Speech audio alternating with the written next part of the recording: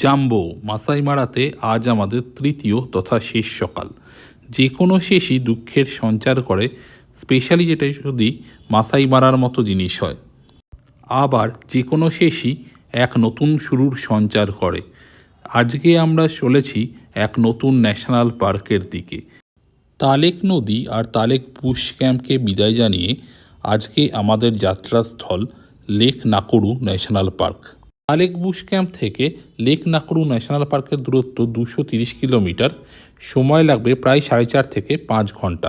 আমাদের চলে যাওয়ার দুঃখ বোঝাতে এই হায়নাটি আমাদের সি অফ করতে এসেছিল। হায়নাটিকে বাই বলে আমরা এসে পৌঁছলাম মাসাই গ্রামে।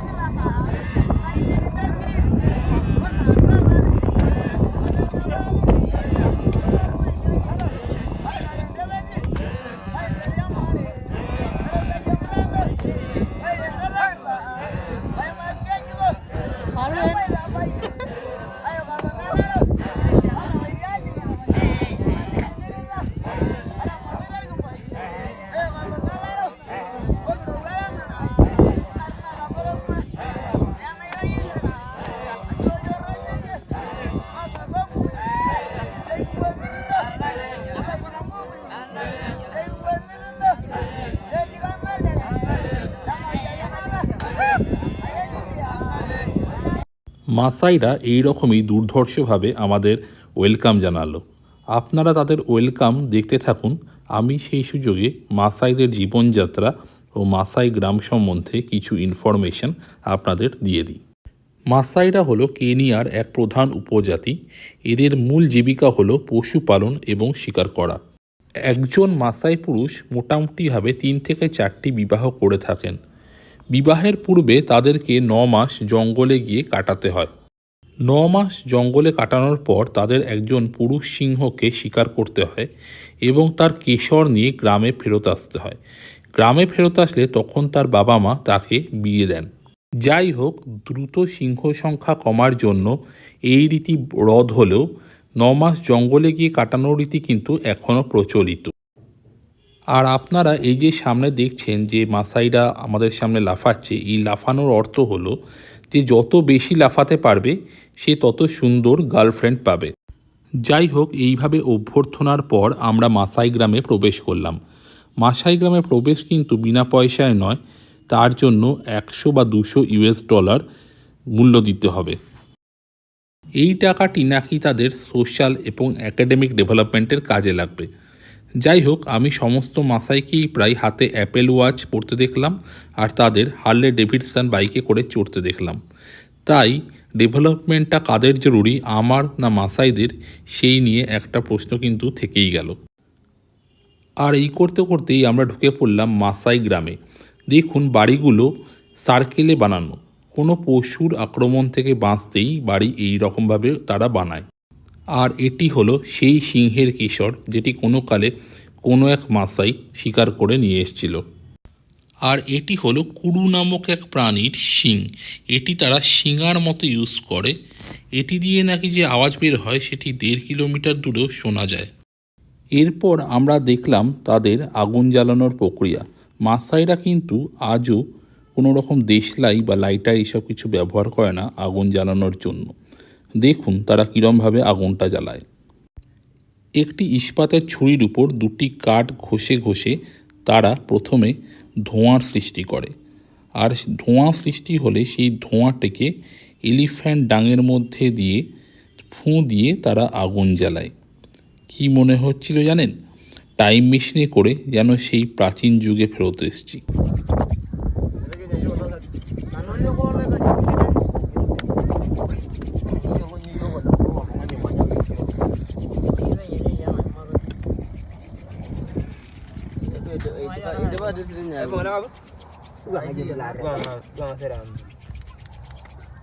Tadi rogi dah bagai dangam.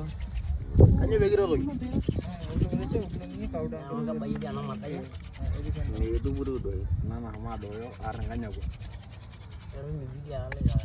Nang ayam merah dangam. Nanu dia, tanah bundai. Nanti rogi dah tu kan dangam.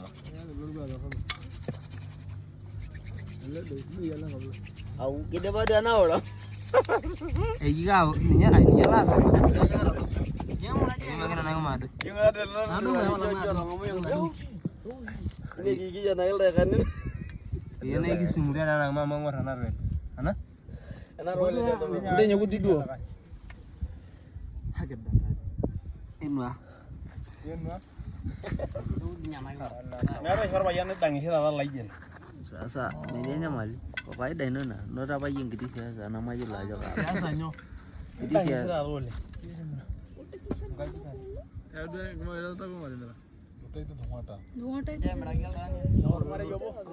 ওই যে ছোট হালকা আসছে ওটা এরকম ঘুমারে এটা ইনো যা বলবো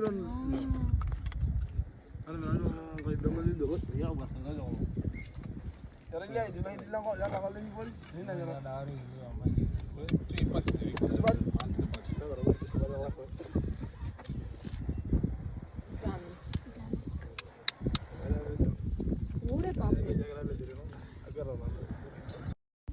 মাসাই গ্রাম থেকে বিদায় নিয়ে আমরা চললাম নারক কাউন্টির দিকে। এই সেই নারক কাউন্টি যেখান হয়ে আমরা মাসাই মারা এসেছিলাম। এই নারক কাউন্টি থেকেই একটি রাস্তা চলে গেছে লেক নাকুরু ন্যাশনাল পার্কের দিকে। এরপর থেকে আমরা সবকটা এয়ারবিএনবিতে থাকব, যেখানে কোনো ধরনের রেস্টুরেন্ট বা কিছু থাকবে না। তাই এই নারক কাউন্টির সুপার মার্কেট থেকে আমরা আমাদের কিছু প্রয়োজনীয় জিনিস যেমন চাল, ডাল, বাটার, ডিম এবং জল এগুলো সব কিনে নিলাম। নারক কাউন্টি পার হতেই ল্যান্ডস্কেপের একটা বেশ ভালো পরিবর্তন হলো। ধূসর মাসাই মারা তখন চেঞ্জ হয়ে চারদিকে সবুজের সমারোহ দেখা গেল। আমরা নাকুরু শহর পৌঁছলাম প্রায় দুপুর 2টো নাগাদ। খিদে ভালোই পেয়েছিল। ওখানে জাভা নামক একটি রেস্টুরেন্টে ঢুকে একটু ইটালিয়ান আর আমেরিকান খাবার ট্রাই করলাম। মাসাইরা অবশ্য ওদের গ্রামে কিছু কাঁচা মাংস খাওয়ানোর চেষ্টা করেছিল, কিন্তু সেটাই ক্ষান্তই দিয়েছিলাম। লাঞ্চ করে এয়ারবিএনবিতে আমাদের লাগেজ রেখে আমরা রওনা দিলাম লেক নাকুরু ন্যাশনাল পার্কের উদ্দেশ্যে। আমাদের গন্তব্যস্থল ল্যানেট গেট। সাফারি করে বেরোতে সন্ধে হয়ে যাবে, তাই ঢোকার আগেই এই ছবিটা তুলে নিলাম। লেক নাকুরু ন্যাশনাল পার্কের এন্ট্রান্স ফ্রি হচ্ছে $60 পার অ্যাডাল্ট লো সিজনে এবং $80 পার অ্যাডাল্ট হাই সিজনে। বাচ্চাদের ক্ষেত্রে রেটটি যথাক্রমে হলো $35 ও $40। ল্যানেট গেট দিয়ে টিকিট কেটে ঢুকেই দেখি একটি বাঁদর তার বাচ্চাকে নিয়ে আমাদের ওয়েলকাম জানাচ্ছে। লেক নাকুরু ন্যাশনাল পার্ক বিখ্যাত রাইনো, রথচাইল্ড জিরাফ এবং বিভিন্ন ধরনের পাখির জন্য। বাঁদর আর এই পেলিকানগুলোকে পাশ কাটিয়ে কিছু দূর এগোতেই দেখি এই হোয়াইট রাইনোটি আমাদের দিকে তাক করে আসছে। আপনারা হয়তো ভাবছেন সব রাইনই তো ব্ল্যাক, তাহলে হোয়াইট কোত্থেকে এলো? আসলে এই হোয়াইট সেই হোয়াইট নয়। হোয়াইট কথাটি এসছে আফ্রিকান ল্যাঙ্গুয়েজ ওরিট থেকে। ওরিট মানে হলো হোয়াইট। এই হোয়াইট রাইনো হলো অ্যাকচুয়ালি গ্রেজার, তাই এদের লিপগুলো ওয়াইড হয়।